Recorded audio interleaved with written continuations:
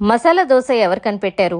దోశ చూస్తే 1000 సంవత్సరాల పురాతనమైనది సౌత్ ఇండియన్ డిష్ అంటారు. బంగాళాదుంపలు చూస్తే బ్రిటిష్ వాళ్ళు వచ్చే వరకు మనకు తెలీదు. ఈ రెండిటి ఫ్యూషన్ ఎలా సాధ్యమైంది? నాకు ఈ డౌట్ వచ్చింది. అప్పుడు నాకు తెలిసింది ఏంటి అంటే, కృష్ణ భట్ అనే వుడ్లాండ్స్ హోటల్ ఓనర్ చెన్నైలో తన ఫ్రెండ్ సీతారామరావు గారితో కలిసి నార్త్ ఇండియా టూర్కి వెళ్లారట. ఆయన కూడా హోటల్ యజమానే, దాస్ ప్రకాష్ అనే హోటల్కి. అయితే వీళ్ళిద్దరూ అక్కడ ఒక హోటల్లో బ్రేక్ఫాస్ట్కి వెళ్ళినప్పుడు అక్కడ వాళ్ళకి పూరి బంగాళదుంప కూర సర్వ్ చేశారు. ఇదే కూరను దోశలో పెడితే ఎలా ఉంటుందనే ఆలోచన కృష్ణ భట్కు వచ్చింది. దాంతో ఆయన వెనక్కొచ్చి హోటల్లో కుక్స్తో చెప్పి మసాలా దోశ చేయించి అలా సర్వ్ చేయడం మొదలుపెట్టారు. అది హిట్గా మారిపోయింది.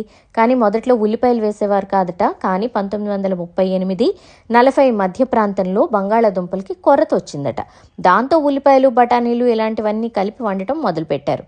అదే ఈవేళ మనమంతా ఇష్టంగా తినేస్తున్న మసాలా దోశ. ఇంకొక స్టోరీ కూడా ఉంది. మైసూర్ ప్యాలెస్లో ఒకరోజు రాజుగారు విందిస్తే ఆ రోజు చాలా ఫుడ్ మిగిలిపోయింది. ఆ కుక్స్కి ఏం చేయాలో తెలియక ఆ మసాలా కూరల్ని దోశలపై వేసి ఎక్స్పెరిమెంట్ చేశారు. అలా మసాలా దోశ పుట్టిందని చెప్తారు. కానీ ఈ స్టోరీస్కి అథెంటిసిటీ నాకు తెలీదు. మీకేమైనా స్టోరీస్ తెలిస్తే please share with me. To know more, follow spices with stories.